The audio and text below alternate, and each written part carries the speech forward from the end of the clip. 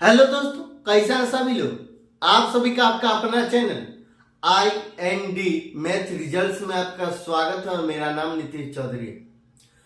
हम लोग प्रतिशत पढ़ रहे थे और प्रतिशत में A B से 20% अधिक है तो B A से कितना प्रतिशत कम है, इस टाइप के सवाल हम लोग देख रहे थे। चलिए उससे आगे हम लोग सवाल देखते हैं। सवाल कहता है, और यह रेलवे और एसएससी के लिए बहुत इंपॉर्टेंट कॉन्सेप्ट वाला सवाल है। यह रेलवे के लिए बहुत फेवरेट सवाल है। चलिए हम लोग देखते हैं। यदि x y का 80% है, यदि x y का मतलब गुना, यदि x y का 80% है तो x का कितना प्रतिशत y है। यहां कम और बेस नहीं बोला गया है, कम और ज्यादा नहीं बोला गया है, सीधे बोला गया x y का कितना प्रतिशत है। ये x बराबर है y का मतलब गुना और 80%। 80% का फ्रैक्शन वैल्यू कितना होता है? 80% का फ्रैक्शन वैल्यू होता है 4/5। तो यहां पे 4/5, ये 4/5। यहां से x और y का अनुपात निकालें। यहां से x और y का अनुपात निकालें तो x इधर गुना में, इधर y गुना में, जब इधर आएगा तो भाग में हो जाएगा तो बट्टा y, अब बराबर 4/5। x का मान हो गया 4, y का मान हो गया 5। फिर आगे सवाल में कहता है तो x का कितना प्रतिशत y है।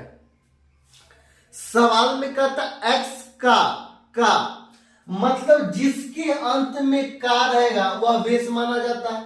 तो x का मतलब ये बेस हो जाएगा।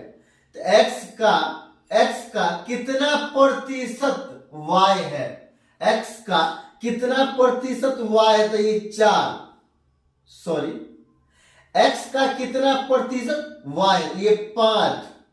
x का जिसके अंत में का लगा रहेगा वह नीचे होगा, ये प्रतिशत का नियम, ये 4, 5/4। किसी भी फ्रैक्शन को प्रतिशत में बदलने के लिए हम लोग 100 से गुना करेंगे तो यहां 100 से गुना। अब ये 4 को 25 बार पढ़ने के बाद 100 कैंसिल, और 25 को 5 बार पढ़ने के बाद 125%। यही आंसर। फिर आगे कहता है अगला सवाल में, यदि a प्लस b का 15% ये बराबर है a माइनस b का 25% के, तो b का, फिर कहता है b का कितना प्रतिशत a के बराबर है। सबसे पहले हम लोग यहाँ a और b का मान निकालेंगे। तो a और b का मान कैसे निकालें? a plus b। का क्या मतलब होता है? का मतलब होता है गुना, तो ये गुना, ये 15 और प्रतिशत, ये 15%, ये बराबर है a माइनस b का 25% के, a माइनस b के 25% के, 25% के। यहां से हम लोग a और b का मान निकालें, और a और b का मान हम लोग कैसे निकालें? यहां पर a और b का मान हम लोग कैसे निकालें? तो यहां प्रतिशत और ये प्रतिशत कैंसिल हो जाएगा। 5 से काटेंगे तो 3 बार में, 5 से काटेंगे तो 5 बार में। अब a plus b Guna 3, a minus b गुना 5। अब a और b का मान यहां से कैसे निकालेंगे? अब यहां पे 3 से a और b में गुना कर देंगे, और ये 5 से a माइनस b में गुना कर देंगे। अब 3 को a से गुना करेंगे तो कितना हो जाएगा? 3 हो जाएगा, तो ये 3 है। ये प्लस है तब प्लस, और 3 को b से गुना करेंगे तो कितना हो जाएगा? 3b हो जाएगा, तो 3b। ये बराबर है, ये दोनों बराबर है फिर 5 को a से गुना करेंगे तो कितना होगा, 5a होगा, तो ये 5a। फिर 5 को b से गुना करेंगे तो 5b हो जाएगा, तो ये 5b। यहां से a वाला को एक साइड और b वाला को एक साइड हम लोग कर लेंगे। a वाला को एक साइड और b वाला को एक साइड कर लेंगे। तो ये 5 है, इधर 3 है, बराबर के उस पर जाएगा तो कितना हो जाएगा, 2a हो जाएगा, तो ये 2a। ये 3 भी है, ये 5 भी है, इधर माइनस में जब बराबर के इस पर जाएगा तो ये प्लस में हो जाएगा। तो ये 5 और 3 8 हो जाएगा, तो 8b हो जाएगा, तो ये 8b। इसीलिए a बट्टा b, a बट्टा b, इधर गुना में इधर आएगा तो भाग में हो जाएगा, तो ये 8 बट्टा 2 हो जाएगा।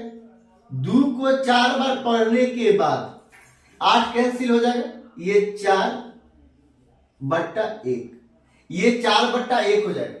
a का मान है 4, b का मान है 1। फिर आगे सवाल में कहता है तो b का कितना प्रतिशत a के बराबर है।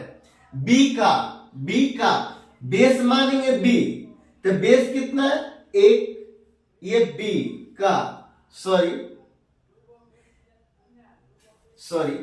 कहता है b का कितना प्रतिशत a के बराबर है। ये बेस क्या हो जाएगा 1, ये 4 बट्टा 1। किसी भी फ्रैक्शन को प्रतिशत में बदलने के लिए हम लोग 100 से गुना करेंगे तो ये 100। अब ये 4 को 100 से गुना करेंगे तो ये 400 प्रतिशत। यही आंसर।